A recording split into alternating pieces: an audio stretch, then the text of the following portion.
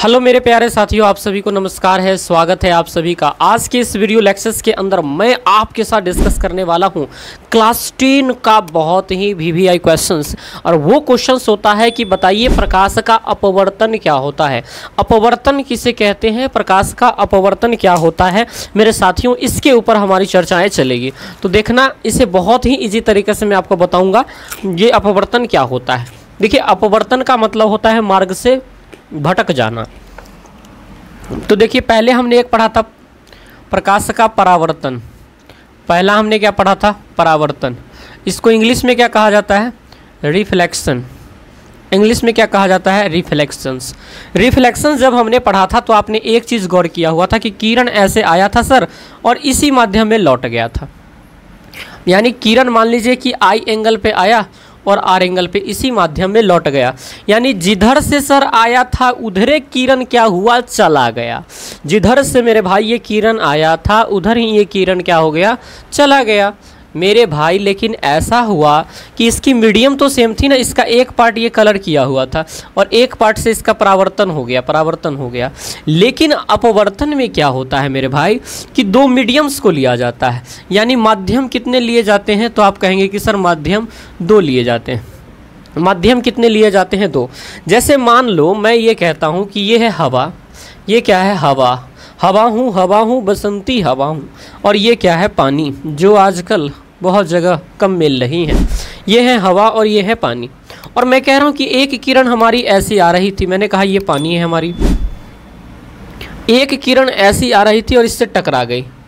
यानी ये ऐसा माध्यम है, ये ऐसा सतह है जो हवा को पानी से अलग करती है, वो ये वाली सतह है। इसके ऊपर हवा है और इसके नीचे पानी है। अब मेरे भाई ये किरण आई ऐसे, तो जाना तो इसको ऐसे चाहिए था मेरे बच्चे। तो सर कहोगे कितनी किरण पे आई, तो मैं कहूँगा आई पे आई। कितने पे आई, आई पे। तो जाएगी कितने पर सर, आर पे जाना चाहिए। लेकिन ऐसा कब होता, जब ये होता परावर्तन, दोनों का माध्यम एक होता, तब ये वाला फिनोमिना काम करता। लेकिन मेरे बच्चे यहाँ पे तो माध्यम अलग है, एक में हवा एक में पानी। अब आप कहोगे सर हवा में प्रकाश जितनी स्पीड से जाएगी क्या पानी में भी उतना ही स्पीड से जाएगी, तो ना मेरे भाई। हवा में जितनी स्पीड से जाएगी और पानी में जितनी स्पीड से जाएगी वो दोनों का चाल प्रकाश का अलग अलग हो जाएगा। अब आप जैसे ऐसे सोचिए, आपको एक मैदान में दौड़ने के लिए दे दिया जाए और एक मेला में दे दिया जाए दौड़ने के लिए, तो आप तेज़ किस में दौड़ोगे, तो आप कहोगे सर तेज़ में तो मेला में नहीं दौड़ पाऊंगा क्योंकि वहाँ भीड़ होती है। उसी प्रकार से मेरे बच्चे पानी में तो बहुत सारा पानी है, भीड़ होता है, लेकिन हवा तो खुली खुली है, प्रकाश इसमें तेजी से चलती है। लेकिन यहाँ प्रकाश क्या होगी, सिकुड़ के चलेगी, मेला के जैसे ऐसे ऐसे चलेगी। अरे हाँ कि ना, बिल्कुल हाँ सर। तो हम कहेंगे कि प्रकाश जब हवा से, अच्छा हवा बताओ सर सरल है, विरल है कि सघन है, तो विरल मतलब कमज़ोर है सर, ये क्या है, विरल है। और पानी तो सर ये सघन है, डेंस है, ये क्या है, डेंस है।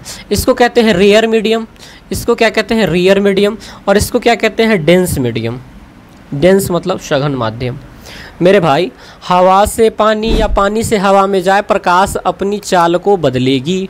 और चाल को बदलेगी तो सर या तो दूर भागेगी या तो नज़दीक भागेगी, दो ही होगा।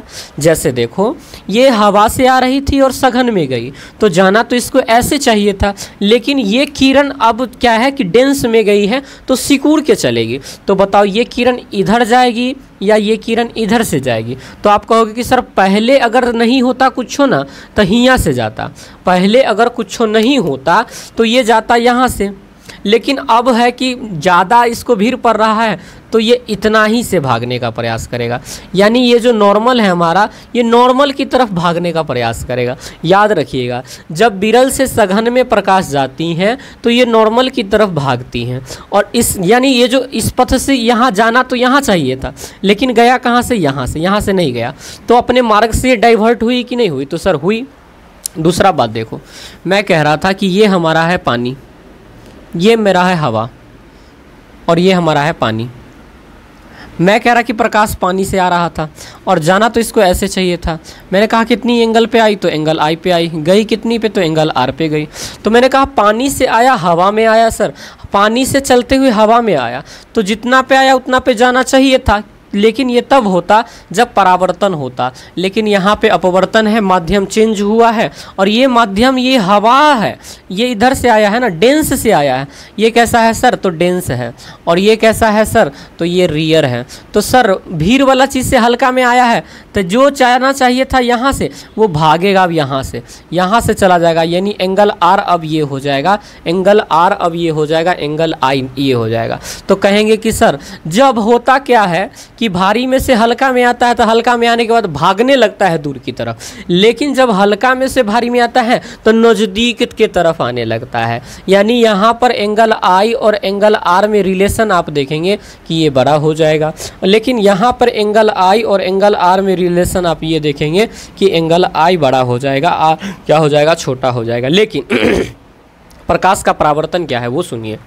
जब प्रकाश की किरण एक माध्यम से दूसरे माध्यम में जाती है, यहाँ से यहाँ गई ना, या फिर इधर से इधर गई, किधरों से किधर जाती है, लेकिन माध्यम चेंज करती हैं।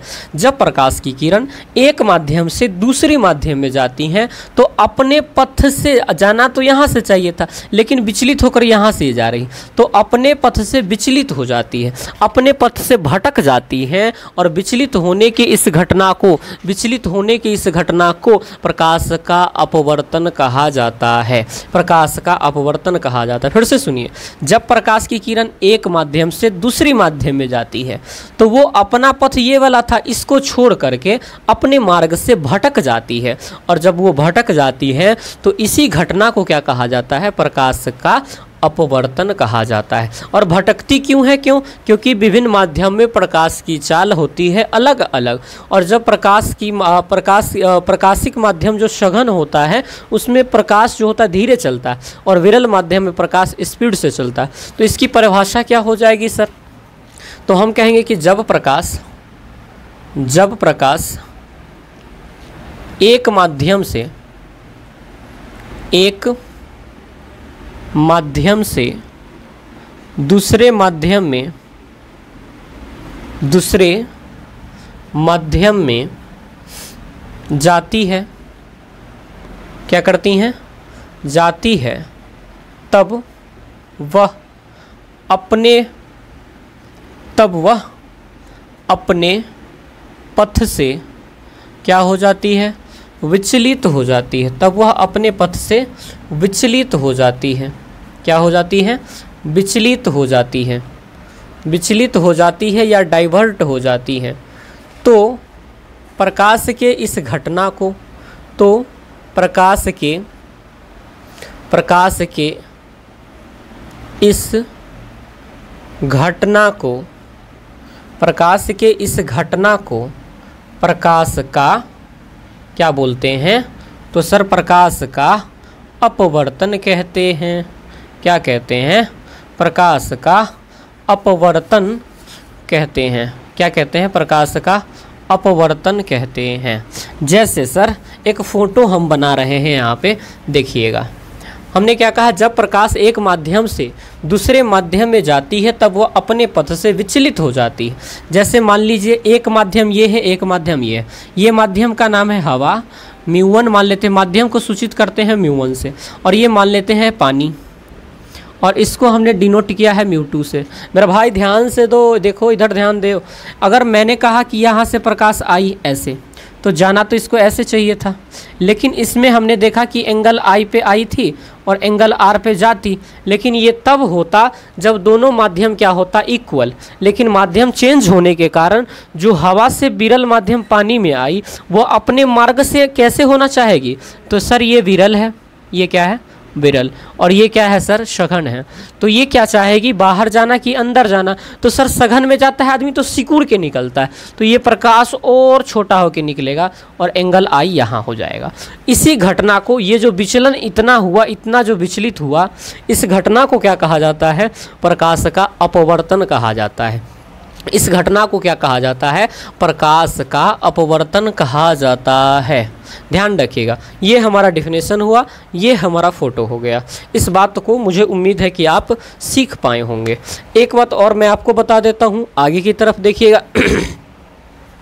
प्रकाश के अपवर्तन के लिए कितने माध्यमों का होना आवश्यक है? ये फोटो के बाद मैं नीचे लिखूंगा, तो लिखेंगे प्रकाश के अपवर्तन हेतु, प्रकाश के अपवर्तन के लिए दो माध्यम का होना, दो माध्यम का होना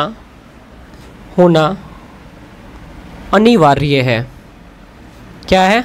अनिवार्य है। दो माध्यम क्या हो सकती है सर? हवा, पानी, कांच, ग्लास, कुछ भी हो सकती है। दो माध्यमों का होना अनिवार्य है जिसमें एक माध्यम क्या होती है सर? जिसमें एक माध्यम सघन होती है, एक माध्यम सघन, और सघन को क्या कहते हैं? डेंसर। एवं दूसरा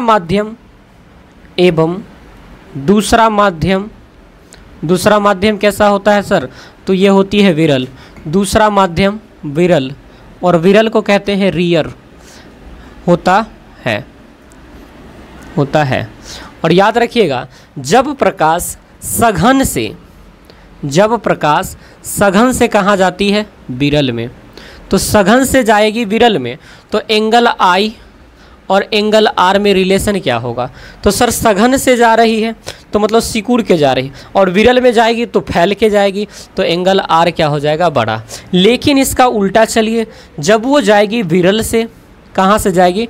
विरल से कहाँ जाएगी? सघन में मेरे बच्चे। तो एंगल आई जो है और एंगल आर है, इसमें रिलेशन क्या होगा? तो सर एंगल आई बड़ा होगा, एंगल आर छोटा होगा, क्योंकि सघन में जाते हुए वो सिकुड़ने का प्रयास करेगी। मुझे उम्मीद है कि आप इसे लिख पाएंगे और मुझे उम्मीद है कि आप इसे समझ पाए होंगे। आगे की वीडियो लेक्चर्स में हम बात करेंगे कि क्या कारण है कि सिक्का अपने वास्तविक स्थिति से उठा हुआ प्रतीक होता है। मेरे प्यारे छात्रों, मुझे उम्मीद है आप सीख पाए होंगे। मिलते हैं फिर नई वीडियोज़ के साथ, तब तक के लिए love you, I love you, thank you very much.